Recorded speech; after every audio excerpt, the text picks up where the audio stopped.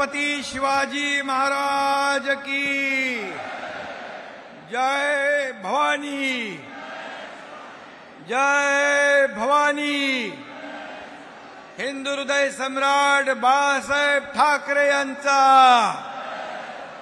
धर्मवीर आनंद दिघे साहेबांचा,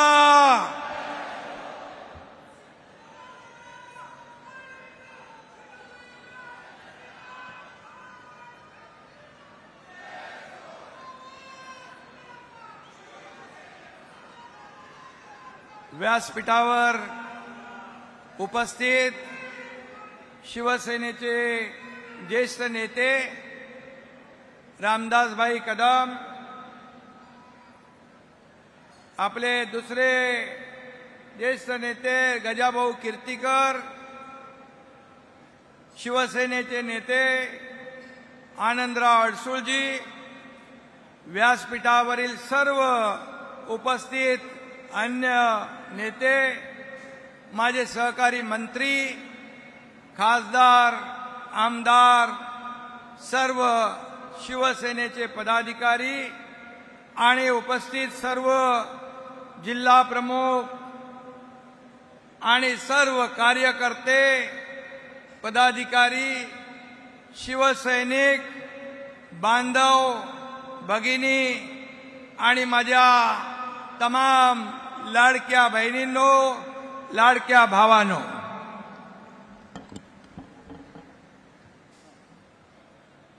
शिवसेनेचा दसरा मेळावा आपण साजरा करतोय, आपली परंपरा आहे। परंतु यावेळेस बळीराजा संकटात आहे, त्यामुळे यंदाचा दसरा मेळावा आपण ठरवलं की मराठवाड्यामध्ये अन्य अनेक ठिकाणी आपला बळीराजा संकटात आहे, आपत्ती आहे, आणि म्हणून अशा परिस्थितीमध्ये ज्या ज्या ठिकाणी पूर परिस्थिती निर्माण झाली आहे त्या त्या ठिकाणच्या पदाधिकारी आणि कार्यकर्त्यांना मी सांगितलं, तुम्ही आपापल्या भागात शेतकऱ्यांना, बळीराजाला मदतीचा हात देण्यासाठी तिकडे थांबा, त्यांचा दसरा तुम्ही साजरा करा, आणि आपण मुंबई आणि ठाण्यापुरता हा दसरा मेळावा मर्यादित केला। खरं म्हणजे आज आपण पाहतोय की बळीराजा संकटात आहे, बळीराजाच्या डोळ्यात अश्रू आहेत, त्याचं दुःख मोठं आहे, त्याची शेती वाहून गेली आहे, त्याची जमीन खरडून गेली आहे, पशुधन वाहून गेलं आहे, घरांची पडझड झाली आहे।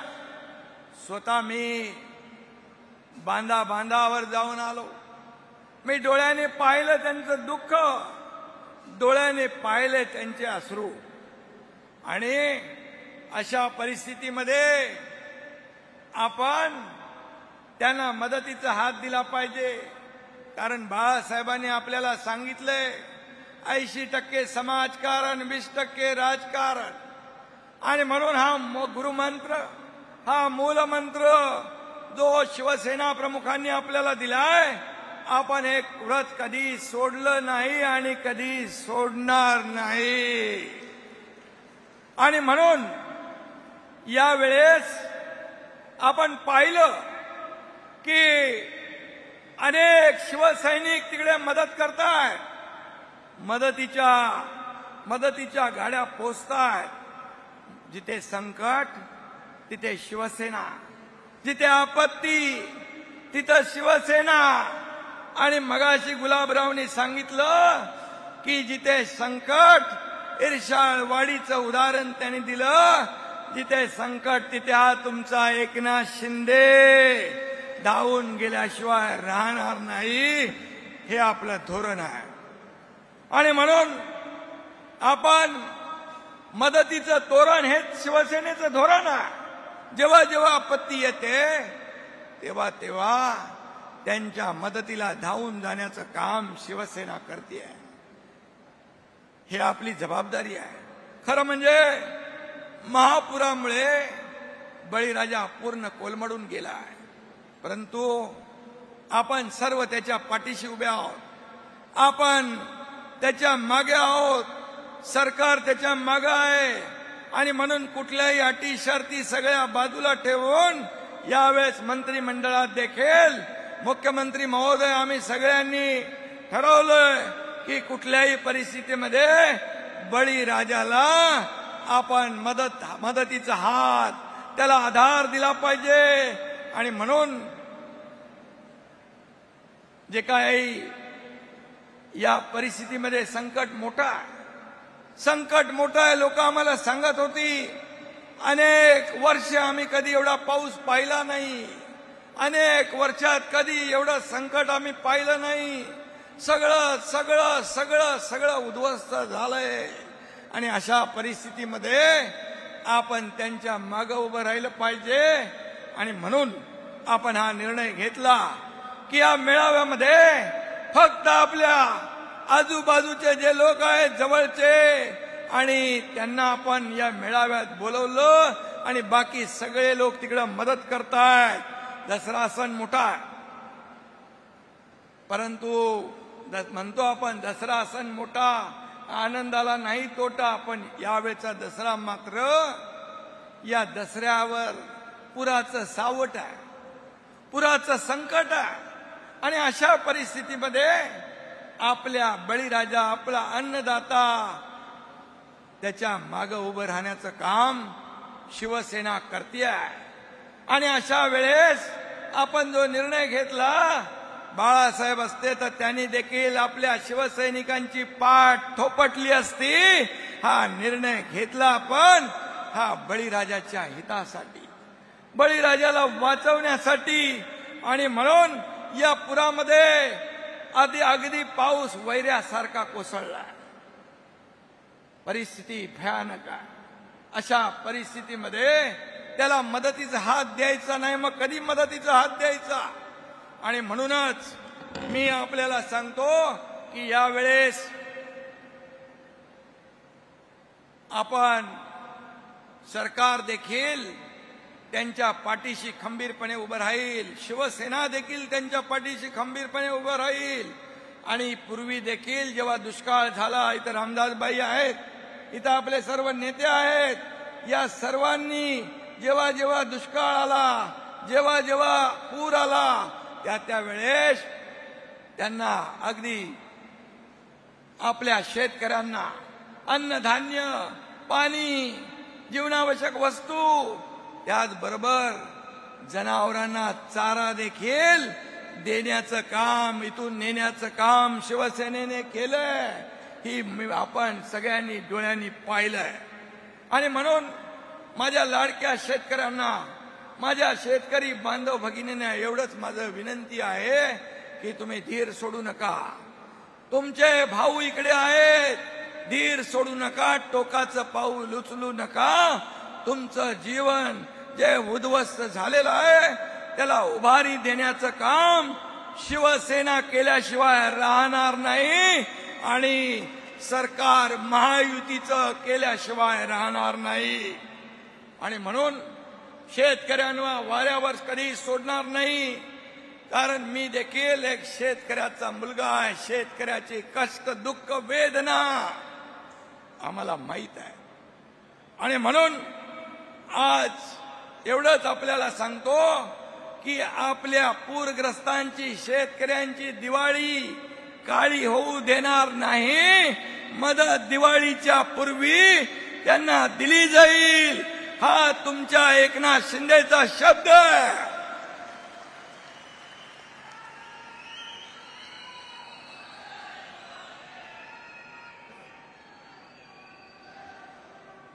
आणि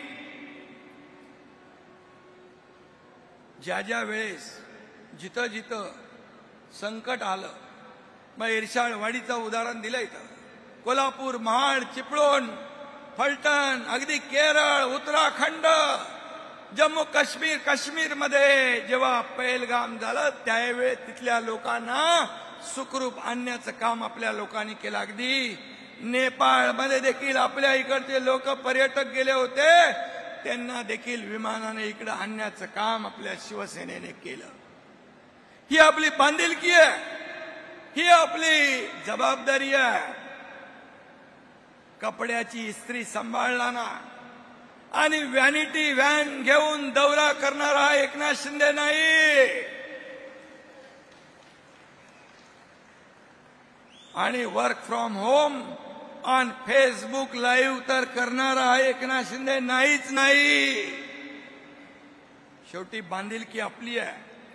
आपत्तीमध्ये घरात बसणारा शिवसैनिक असूच शकत नाही, हा बाळासाहेबांचा शिवसैनिक असूच शकत नाही. आणि म्हणून बाळासाहेब म्हणायचे, संकटात कार्यकर्ता घरात नाही लोकांच्या दारात दिसला पाहिजे. आणि तो आज शिवसैनिक मदत करतोय, खाली हाताने गेला नाही, सोबत सगळं जीवनावश्यक वस्तू सगळं घेऊन गेला.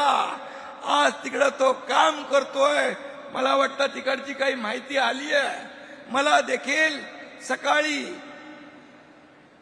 एका शेतकरी कुटुंबाने फोनवरून त्याला शिवसैनिक मदत करत असलेल्या मुळे कृतज्ञतेची भावना, आपुलकीची भावना माझ्याकडे व्यक्त केली की तुमचे शिवसैनिक इथं आलेत, आमचं घर स्वच्छ केलं, आमची भांडी कुंडी आम्हाला दिली, जीवनावश्यक वस्तू आम्हाला दिल्या, आम्ही आमच्या इथे रांगोळी काढली, घराला तोरण बांधलं, हे तुमच्या शिवसैनिकांनी येऊन केलं. मी त्या शिवसैनिकांना मनापासून धन्यवाद देतो. या शिवसैनिकांचा मला सार्थ अभिमान आहे. जे स्वतःचा जीव धोक्यात घालून संकट समयी दुसऱ्याचा जीव वाचवतायत, त्यांना मदत करतायत, हे शिवसैनिक, हे बाळासाहेबांच्या विचारांचे कट्टर शिवसैनिक, धर्मवीर आनंदगे साहेबांच्या विचारांचे कट्टर शिवसैनिक, यांचा मला सार्थ अभिमान आहे. मला वाटतं ते आपल्याकडे त्याची मला वाटतं माहिती आहे.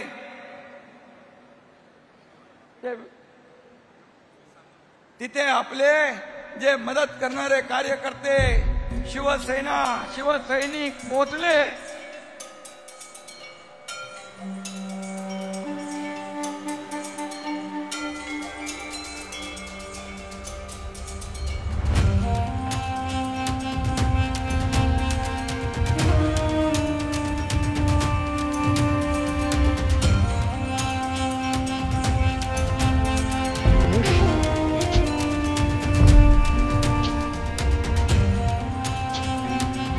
हात तुझा हाती तुझ तुझा रे सा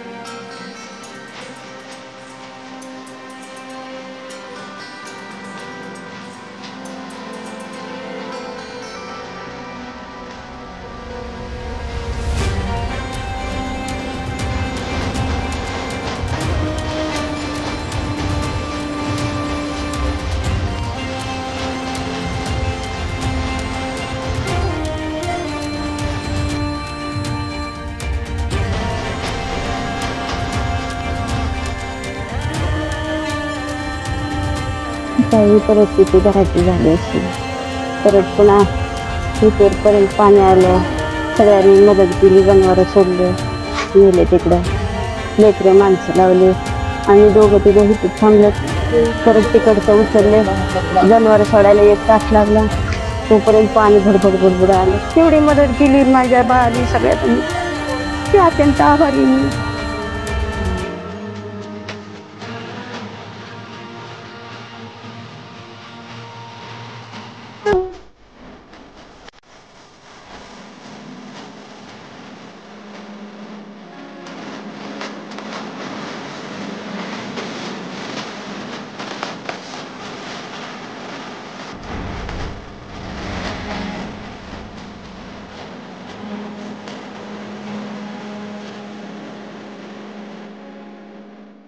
पाणी आतमध्ये शिरलं होतं, जनावरांच्या पोट्यामध्ये पाणी शिरलं होतं. तिथे काही थोडं धान्य होतं, ते धान्यसुद्धा म्हणजे त्या ठिकाणी भिजलेलं आहे. पूर आल्याच्या दुसऱ्या दिवशी आपल्या एकनाथ शिंदे साहेबांचे कार्यकर्ते या ठिकाणी आले. त्यांनी आम्हाला मदतीचा हात दिला, म्हणजे काही वस्तू दिल्या, काही किट, जेणेकरून आम्हाला त्या ठिकाणी त्याचं स्वयंपाक वगैरे करून खाता आला, कारण आमचं सगळं भिजलेलं होतं. दसऱ्याच्या निमित्तानं जे काही सेनेचे कार्यकर्ते, जे काही लोक आले, त्यांनी आम्हाला मदत केली. त्याच्यामुळं आम्ही आभारी आहोत. आम्हाला आनंद वाटतो आहे आणि आमचा दसरा जो आहे तो या ठिकाणी गोड होणार आहे. त्याच्यामुळे आम्ही शिंदे साहेबांचे अत्यंत आभारी आहोत. नाही तर जिथं पूर परिस्थिती आहे, मराठवाडा, विदर्भ, उत्तर महाराष्ट्र, जिकडे जिकडे पूर आहे, तिकडच्या आमच्या कार्यकर्त्यांना, पदाधिकाऱ्यांना, शिवसैनिकांना मी इकडे बोलवलं नाही मुंबईमध्ये. मी म्हणून या सर्व कार्यकर्त्यांना त्या फोटो दिसतात, फोटोच्या आतलं सामान दिसत नाही. जीवनावश्यक वस्तू 26 प्रकारच्या जीवनावश्यक वस्तू त्यांना दिल्यात. अगदी गहू, तांदूळ, डाळ, साखर पासून माझ्या लाडक्या बहिणींना साड्यांपासून, ब्लँकेट पासून सगळं दिलंय, सगळं दिलंय. तुम्ही एकतरी बिस्कुटचा पुडा तरी घेऊन गेला, तेवढा तरी न्यायचा होता, तेवढी तरी दानत दाखवायची होती. पण आमचे फोटो तुम्हाला दिसले. अरे तुमचे फोटो पण लावून आमचे कार्यकर्ते मोठ्या मोठ्या ठिकाणी जल आपत्तीच्या वेळेस मदत करत होते ना, तेव्हा बरं वाटत होतं, चांगलं वाटत होतं. फोटो लावतात कार्यकर्ते, परंतु त्याच्यावर एवढी टीका. फोटोग्राफरला काय दिसणार? फोटो शिवाय फोटो दिसणार ना. आणि म्हणून काही लोक गेले, फक्त जाऊन आले नौटंकी करून. आणि पण आम्ही जायच्या अगोदर एकनाथ शिंदे पहिल्या मदतीचे ट्रक गेले, मदत गेली, नंतर हा एकनाथ शिंदे गेला. ही आमची पद्धत आहे. पूरग्रस्त भागामध्ये साथीचे आजार पसरू नये म्हणून स्वच्छता मोहीम घेतली आहे. डॉक्टरांच्या टीम गेल्यात, त्या ठिकाणी डॉक्टर पाठवलेत आपल्या सर्व बळीराजाच्या आरोग्याची तपासणी करायला, त्यांना मदत करायला. काही लोक हात हलवत गेले आणि तोंड वाजवत परत आले आणि आमच्यावर टीका करताय. तुम्हाला काय अधिकार आहे?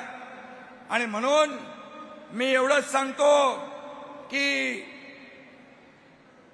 दौरे यांचे म्हणजे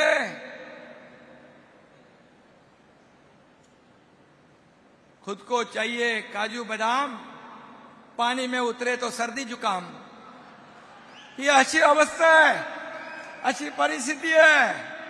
आणि मग आता पण मला कोणीतरी फोन केला होता, रामदास भाईनी बघितलं ते सगळं चित्र तिथलं.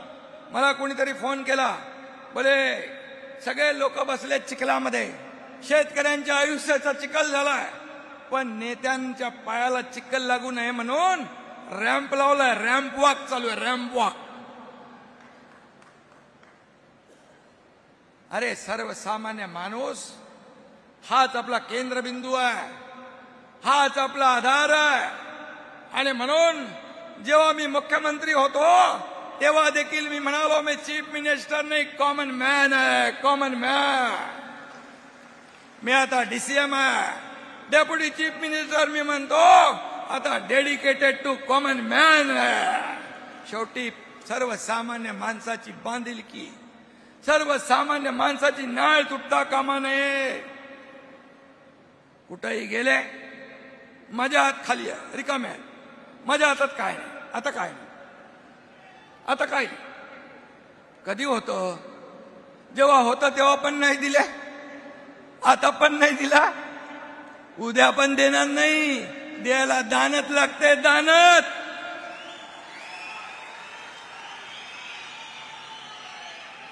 या एकनाथ शिंदेची हात दोन्ही देणारे. ही लेना बँक नाही, देणारे बँक, देना बँक आहे. लाडकी बहीण योजना, लेख लाडकी लखपती योजना, शेतकरी नमो शेतकरी सन्मान योजना, शेतकऱ्यांना 1 रुपयात पीक विमा योजना, किती योजना आम्ही केल्या, किती योजना केल्या. या मुंबईमध्ये एंट्री टॅक्स, टोल एंट्री बंद केली. कितीतरी योजना, किती सांगणार, पूर्ण दिवस कमी पडेल. आणि म्हणून एकनाथ शिंदे हात देणारे, दोन्ही हात देणारे आहेत. कधी म्हणाला नाही माझे हात रिकामे आहेत, माझे हात खाली आहेत, कधी नाही बोलला. नेहमी आतापर्यंत देण्याचं काम केलंय. फक्त माझे दोनच हात नाहीत, हे तुमचे लाखो शिवसैनिकांचे हात पण माझेच आहेत ना. हात वर करून दाखवा. हे लाखो शिवसैनिकांचे हात हे मदतीला जेव्हा पोचतात, हे व्यासपीठ हे माझं वैभव आहे. हे व्यासपीठ माझं वैभव आणि हे बसलेलं समोर माझं ऐश्वर्य आहे. ही माझी संपत्ती आहे,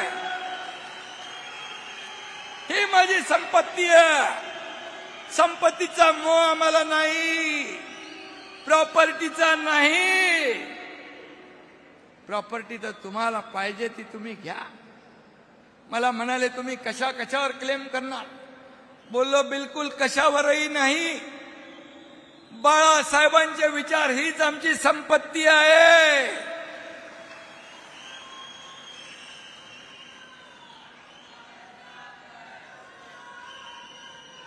अरे मुख्यमंत्री सहायता निधीमधून 2.5 कोटी रुपये तुम्ही दिले. या एकनाथ शिंदेने 2.5 वर्षात 450 कोटी दिले. 450 कोटी. 60 ते 70 हजार लोकांचे प्राण वाचवले. कोल्हापूरच्या सभेत मी नेहमी उदाहरण देतो. कोल्हापूरच्या सभेत एक मुलगी आली, तिच्या हातात छोटं बाळ होतं. मी म्हणालो काय झालं. ती हिंदीत बोलू लागली. म्हणालो क्या हुआ. बोले इसका नाम दुआ है. तो क्या, मला वाटलं प्रॉब्लेम काय तुझा. बोले आपने मुख्यमंत्री सहायता निधि में से पैसे दिए इसलिए इसकी जान बच गई, इसलिए मैंने इसका नाम दुआ रख दिया. एकनाथ शिंदेने जे दिलं ते या हाताचं या हातालाही कळून दिलं नाही. ती मुस्लिम समाजाची मुलगी होती. कुठेही जात पात धर्म कधी पाहिला नाही.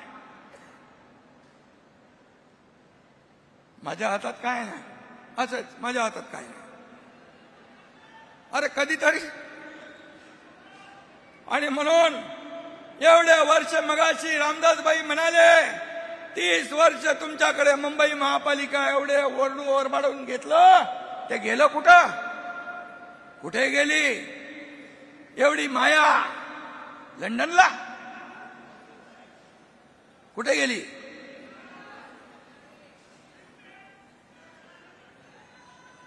आणि म्हणून मी आपल्याला एवढंच सांगतो, मुख्यमंत्री माझी लाडकी बहीण योजना जी सुरू केली त्या बाबतीमध्ये खूप उलट सुलट अफवा पसरवतात विरोधक. परंतु मी सांगतो मुख्यमंत्री माझी लाडकी बहीण योजना कधीही बंद होणार नाही. हा एकनाथ शिंदेचा शब्द आहे. 5 कोटी लोकांच्या घरात जाऊन शासन आपल्या दारीचा लाभ दिला आपण. आणि म्हणून एवढं सगळं 2.5 वर्षाच्या मुख्यमंत्री पदाच्या कारकिर्दीमध्ये काम केलं. म्हणून महाराष्ट्रामध्ये झालेल्या विधानसभेच्या निवडणुकांमध्ये लँडस्लाइड विक्ट्री मिळाली. 232 आमदार महायुतीचे विजयी झाले. आणि म्हणून मी आपल्याला सांगतो, सर्व निकष बाजूला ठेवून या ठिकाणी मदत केली जाईल. म्हणाले पीएम केअर योजना. पीएम केअर योजना म्हणजे प्रधानमंत्रीची योजना, त्याच्यातून पैसे द्या. अरे पीएम केअर योजना कोविडसाठी होती, एवढं पण कळत नाही. तुम्ही कोविडमध्ये 600 कोटी जमा केले, एक पैसा तरी खर्च केला. सांगा, तुम्हाला प्रधानमंत्री महोदयांवर आरोप करण्याचा अधिकार आहे. अरे प्रधानमंत्री महोदयांनी शेतकरी सन्मान योजनेमध्ये आणि आपत्तीमध्ये 46,000 कोटी रुपये या महाराष्ट्राला दिले. 46,000 कोटी रुपये. शेतकरी सन्मान योजना त्यांनी सुरू केली केंद्राने. राज्याने देखील वर्षाला 6,000 रुपये देण्याचं सुरू केलं आणि जवळपास 13,000 कोटी रुपये राज्य सरकारने देखील दिले. किती सांगू, केंद्राने काय दिलं. जेव्हा ऊस उत्पादक शेतकरी संकटात होता त्यावेळेस सहकार मंत्री, गृहमंत्री अमित शाह साहेबांनी 10,000 कोटी रुपये इन्कम टॅक्सचे माफ केले शेतकऱ्यांसाठी. हे दिलं केंद्राने. मला सांगा, गेल्या 10 वर्षामध्ये 70 वर्षामध्ये 10 वर्षात नाही 70 वर्षाचा इतिहास बघा. काँग्रेस युपीए सरकारचा या महाराष्ट्राला 2 लाख कोटी दिले. 2 लाख कोटी. आणि 2014 ते 2024 मध्ये मोदीजींच्या सरकारने दुप्पट नाही, तिप्पट नाही, चौपट नाही, 5 पट 10 लाख रुपये या महाराष्ट्राला दिले. 10 लाख रुपये. 76,000 कोटीचं वाढवण बंदर होत आहे. अटल सेतू झाला. या सर्व प्रकल्पांना केंद्राने मदत केली आहे. नवी मुंबईचं एअरपोर्ट त्याचं उद्घाटन आता होत आहे 8-9 तारखेला मोदी साहेबांच्या शुभ हस्ते. मेट्रो 3चं लोकार्पण होत आहे. लाखो लोक प्रवास करणार, त्यालाही केंद्राने मदत केली. हे सर्व प्रकल्प जर सरकार महाबिगाडीचं असतं, हेच मुख्यमंत्री असते तर मेट्रो 3 पण चालू झाली नसती, विमानतळ पण सुरू झालं नसतं. इतर जे मेट्रोला प्रकल्प आपण शुभारंभ केले ते सुद्धा सगळे ठप्प झाले होते. सगळीकडे स्पीड ब्रेकर, सगळीकडे स्टे. हे स्थगिती सरकार नाही, हे प्रगती सरकार आहे. 2.5 वर्षामध्ये जेव्हा मी पहिल्यांदा 2022ला मुख्यमंत्री झालो त्यावेळेस सगळे स्टे स्थगिती हटवून टाकली, स्पीड ब्रेकर हटवून टाकले. आणि काय बंद, सगळे सण बंद होते, सगळे प्रकल्प बंद होते, मंदिरं बंद होती, आंदोलन सुरू होती. मुख्यमंत्री झाल्या सगळ्या सणांवरची बंदी काढून टाकली. सगळे सण, उत्सव, परंपरा, संस्कृती सुरू झाली. विकास प्रकल्प सुरू झाले. 2.5 वर्षामध्ये, या 2.5 वर्षामध्ये एवढं काम केलं. आता दुसरी इनिंग सुरू झाली. मुख्यमंत्री देवेंद्रजी आणि आमची टीम त्याच वेगाने काम करतीये. आणि देशाचे प्रधानमंत्री मोदी साहेब आपल्या महाराष्ट्राच्या पाठीशी पहाडासारखे खंबीरपणे उभे आहेत. याचा मला सार्थ अभिमान आहे. सर, काय कसली टीका करताय? कोणावर टीका करताय? अरे जे दोन्ही हाताने देत आहेत त्यांच्यावर टीका करताय? मला अभिमान आहे. या पहलगाम मध्ये आपल्या बहिणींचं कुंकू पुसण्याचं पाप ज्या आतंकवादी पाकड्यांनी केलं त्याला धडा शिकवण्याचं काम आपल्या भारतीय लष्कराने आणि प्रधानमंत्री मोदीजी ने केलं. ईट का जवाब पत्थर से, खून का जवाब खून से, गोली का जवाब गोले से. कधी दिलं होता? पी चिदंबरम म्हणाले जेव्हा पाकिस्तानने 26/11चा हल्ला केला, मुंबई बॉम्बस्फोट केले, तेव्हा परदेशी आंतरराष्ट्रीय दबाव होता म्हणून आम्ही पाकिस्तानवर अटॅक केला नाही. खरं म्हणजे हा देशद्रोह आहे. हा देशाशी केलेला द्रोह आहे. या भारतीय नागरिकांशी केलेला द्रोह आहे, गद्दारी आहे.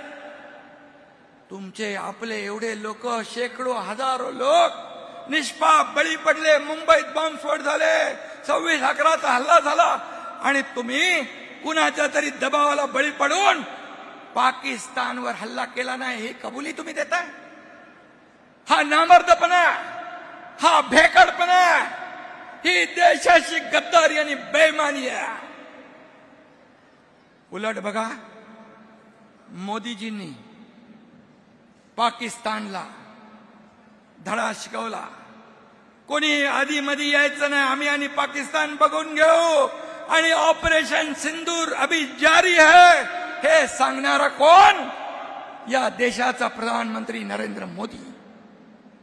याचा आपल्याला अभिमान आहे. तो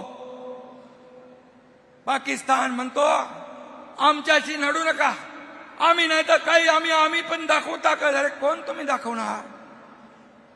गीदड़ शेर की खाल पहनकर शेर नहीं बनता. शेर शेर वही शेर होता है और उसका नाम है प्रधानमंत्री नरेंद्र मोदी. मी अभिमानाने सांगतो. का नाही सांगायचं? ऑपरेशन सिंदूर नंतर जे विदेशामध्ये सगळी आपली शिष्टमंडळ पाठवली, त्या शिष्टमंडळाचं नेतृत्व एका करण्याचं काम आपल्या खासदार डॉक्टर श्रीकांत शिंदे याला दिलं. का नाही त्यांच्याबद्दल चांगलं बोलायचं? अरे चांगल्याला चांगलं बोला म्हणून बाळासाहेबांनी शिकवलंय. तामिळनाडूत आता जी दुर्घटना घडली त्या शिष्टमंडळात देखील श्रीकांत गेला. त्या विदेशामध्ये आपला मिलिंद देवरा गेला. ही शिवसेनेची शान आहे. हा शिवसेनेचा स्वाभिमान आहे.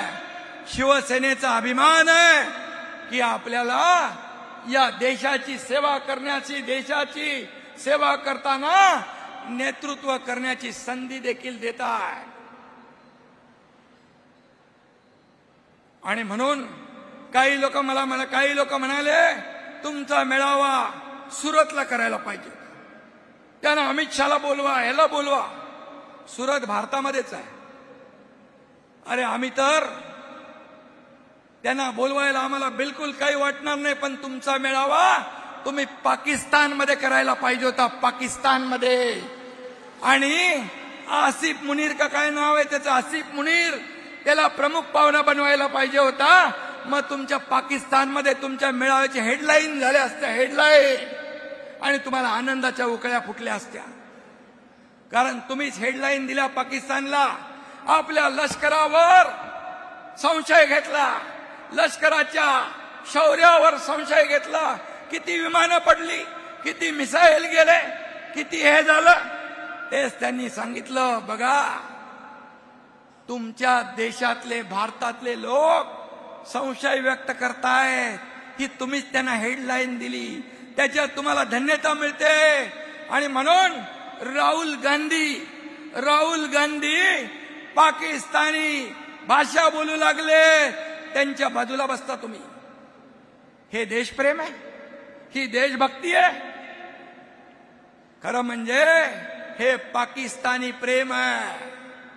आणि म्हणून तुम्हाला आमच्यावर टीका करण्याचा नैतिक अधिकार बिलकुल नाही. मगाशी कोणतरी म्हणाला गुलाबराव सावरकरांवर टीका केली.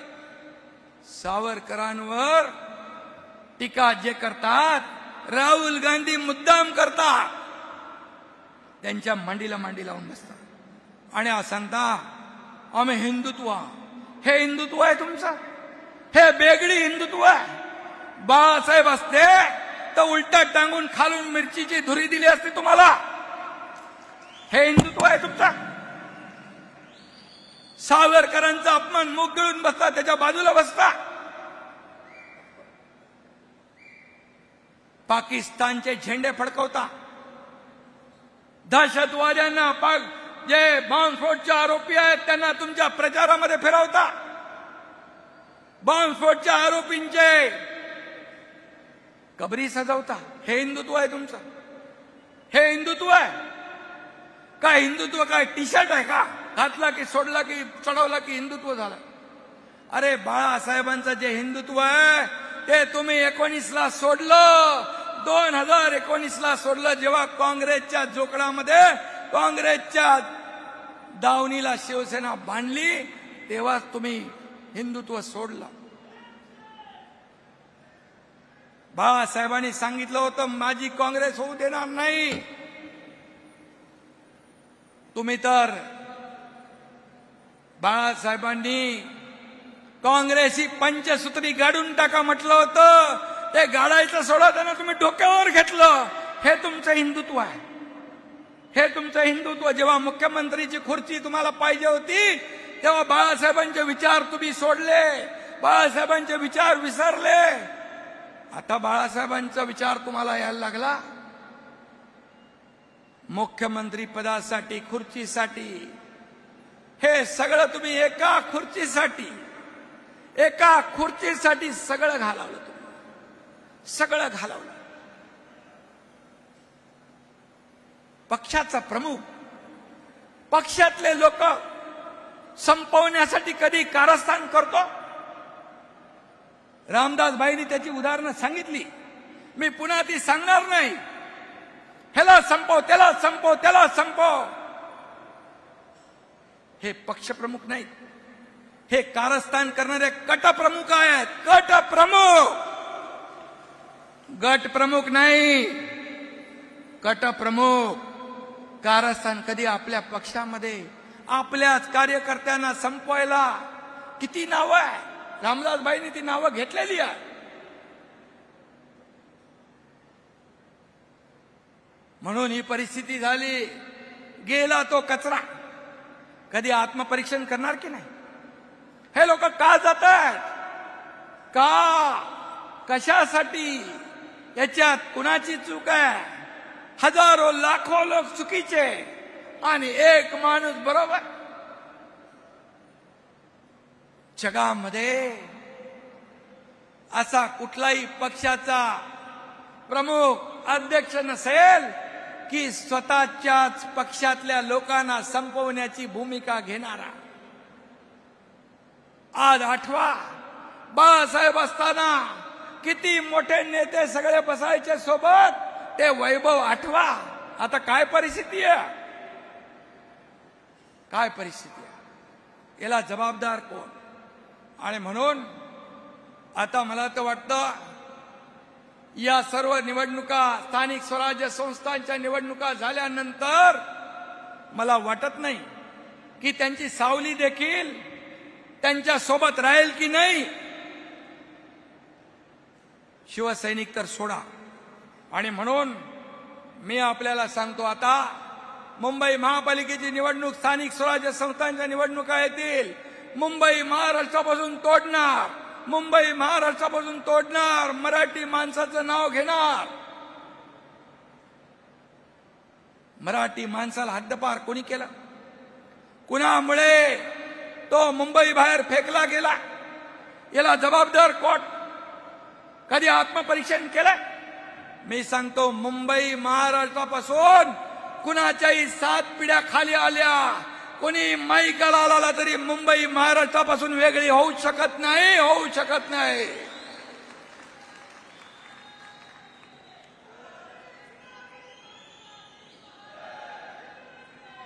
आणि म्हणून मुंबई महाराष्ट्राची, मुंबई मराठी माणसाची,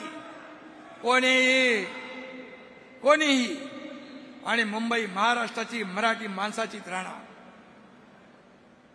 आणि आता निवडणुकीसाठी तुम्हाला हे प्रेम उतू आलंय. तुमच्या आता जी काय रेकॉर्ड आहे ती घिसीपिटी झालेली आहे. ती आता कोणी ऐकणार नाही, त्याच्यावर कोणी विश्वास ठेवणारही नाही. आणि म्हणून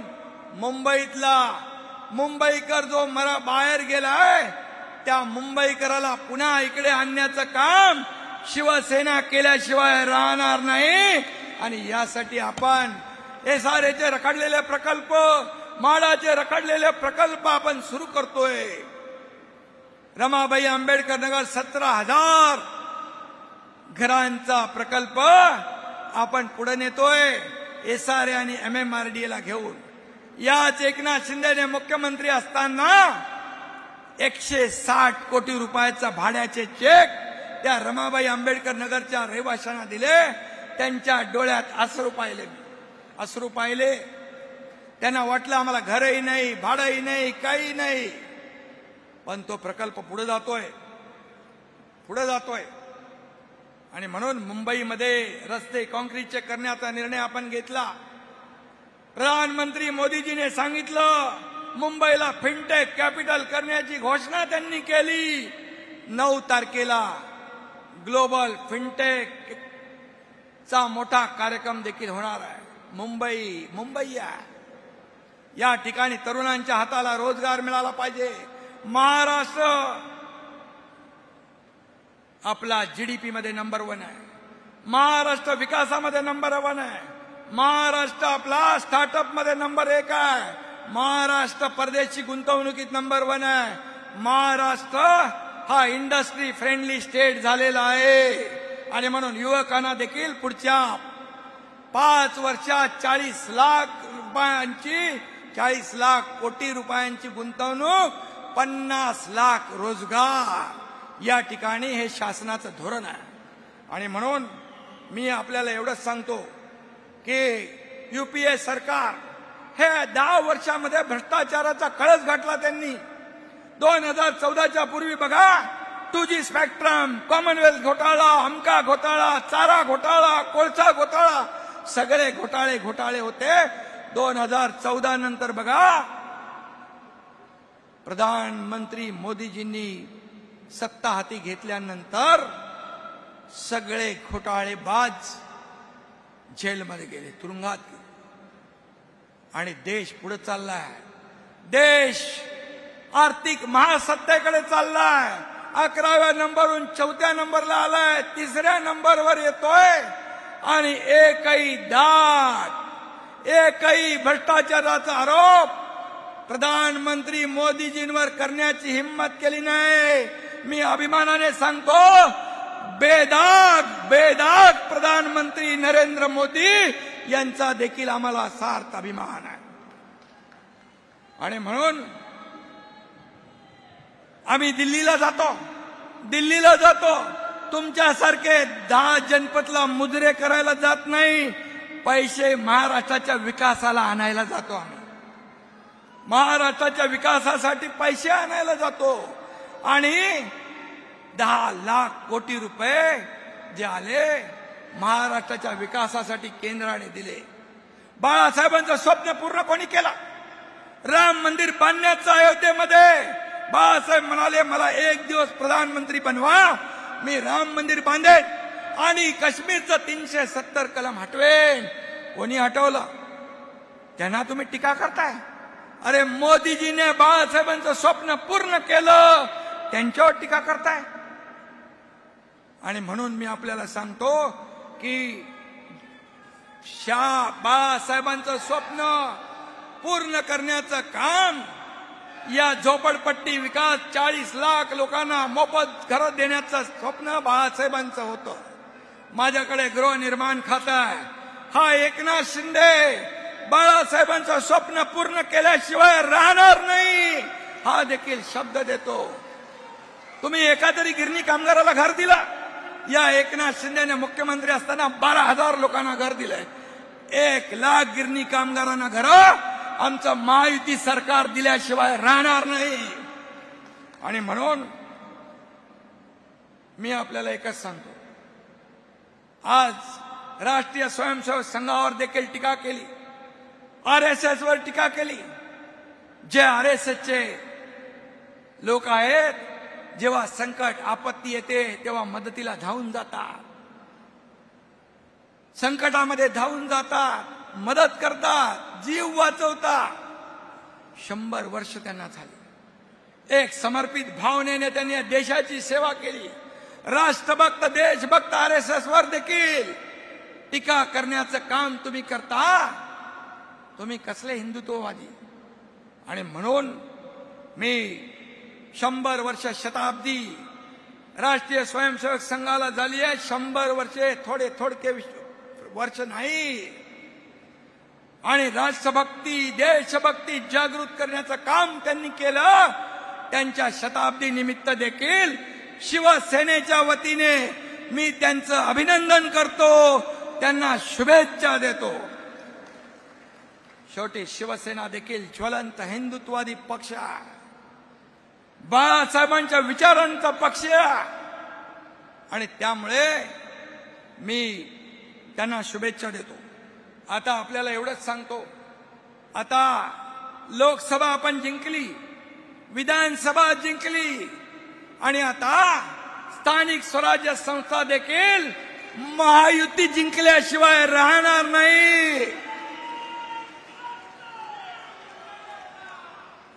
आणि म्हणून दिल्लीपासून गल्लीपर्यंत महायुती, स्थानिक स्वराज्य संस्थांमध्ये देखील महायुतीची सत्ता आणणं आवश्यक आहे.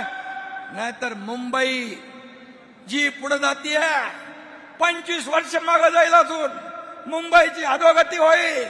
मुंबईकर सुज्ञ आहे, मुंबईकर विकासाला प्राधान्य देणार आहे. 2.5 वर्षात 3 वर्षात जे मुंबईसाठी काम केलं हे फक्त लोकांपर्यंत पोहोचवण्याचं काम तुम्हाला करायचं आहे. आणि म्हणून जिल्हा परिषद भगवा फडकावणे, नगरपालिका भगवा, महापालिका भगवा आणि ग्रामपंचायतीवर देखील महायुतीचा भगवाच फडकला पाहिजे. आणि म्हणून महायुतीने आपण निवडणुका लढवणार आहोत. कोण कोणाची युती करतो, कोण कोणाशी मनोमिलन करतो याची चिंता तुम्ही करू नका. त्याचा हिशोब आमच्याकडे आहे. काही चिंता करण्याची आवश्यकता नाही. लोक कामाला महत्व देतात आणि म्हणून हे सगळं जे काही यश मिळालेलं आहे, हे यश हे तुमचं आहे, हे तुमच्या शिवसैनिकांचं आहे. 80 जागा लढवून शिवसेना 60 जागा जिंकले. 60 जागा इतिहास घडवलाय तुम्ही. आणि म्हणून माझ्या सर्व नेते मंडळी बसली इकडे, तुम्ही सर्व कार्यकर्ते आहात. मी मुख्यमंत्री होतो तेव्हाही कार्यकर्ता म्हणून काम केलंय, आजही कार्यकर्ता म्हणून काम करतोय, उद्याही कार्यकर्ता म्हणूनच काम करणार आहे. पण तुम्हाला मी एकच सांगतो, तुम्ही आता एकनाथ शिंदे बनून काम करायचं. एकनाथ शिंदे बनून काम करायचं आणि जे आपण काम केलंय ते लोकांपर्यंत पोचवायचं. आज भाषणामध्ये मुख्यमंत्री देवेंद्र फडणवीसांवर काही टीका केली, नंबरवर, लोकप्रियता नंबरवर. अरे त्यांचे तर वरून खाली आले नंबर, वरून खाली येताना नंबर लागला. तुम्ही मुख्यमंत्री असताना घरात बसून खालून वर नंबर आला तुमचा, ते विसरला. कुणावर टीका करताना आणि किती वेळा रंग बदलणार, किती वेळा. मला वाटतं अशा प्रकारचा सरडा आयुष्यामध्ये मी कधी बघितला नाही, एवढ्या फास्ट रंग बदलणारा. आणि मी तुम्हाला एवढंच सांगतो की येणाऱ्या निवडणुकांमध्ये रामदासभाईंनी जे सांगितलं, गुलाबरावांनी सांगितलं, आता एकच लक्ष, स्थानिक स्वराज्य संस्थांवर महायुतीचा भगवा डौलाने फडकवायचं. आपला भगवा झेंडा या स्थानिक स्वराज्य संस्थांवर फडकवायचा. आपापसातले सगळे का असतील नसतील बाजूला ठेवा आणि कामाला लागा. मी पुन्हा एकदा सांगतो की जे मराठवाड्यात, विदर्भात ज्यांच्या आयुष्यात संकट आलंय, जे उद्ध्वस्त झाले, त्यांच्या मुली बाळींची जी काही लग्न ठरली असतील, या पुराच्या संकटामुळे त्याच्यावर देखील बालट आला असेल. पण मी सांगतो, या सर्व जेवढ्या शेतकऱ्यांच्या मुलांची लग्न ठरली असतील, मुला मुलींची, त्याचा सर्व जबाबदारी शिवसेना घेईल. आणि पूर्ण त्यांची जबाबदारी शिवसेनेची ही बांधिलकी म्हणून आपण घेतोय. कारण माझ्याकडे 2 हात देणारे आहेत, रिकामे नाही, रिकामे नाही. आणि म्हणून त्याचबरोबर पुढचं वर्ष जे आहे, पुढचं वर्ष हे आदरणीय बाळासाहेबांचं 2026 हे जन्मशताब्दी वर्ष आहे. जन्मशताब्दी वर्ष शिवसेना हे शताब्दी वर्ष, जन्मशताब्दी वर्ष जोरदारपणे शताब्दी महोत्सव साजरा करेल, हे देखील मी या ठिकाणी सांगू इच्छितो. आणि म्हणून सगळेजण कामाला लागा. निवडणुका आपल्याला नवीन नाही, पण शेतकरी देखील संकटात आहे. त्याला जेवढी जेवढी मदत करता येईल, सरकार तर उद्या आमची बैठक आहे मुख्यमंत्री, माझी आणि अजितदादांची, त्यामध्ये तर भरीव निर्णय आम्ही घेऊ. पण जिथं जिथं मदत करता येईल त्या प्रत्येक शिवसैनिकांनी या मराठवाड्यातल्या, विदर्भातल्या बळीराजाचे अश्रू पुसण्याचं काम आपण करूया. आणि या येणाऱ्या सर्व स्थानिक स्वराज्य संस्थांवर भगवा, महायुतीचा भगवा डौलाने फडकवूया. जय हिंद, जय महाराष्ट्र.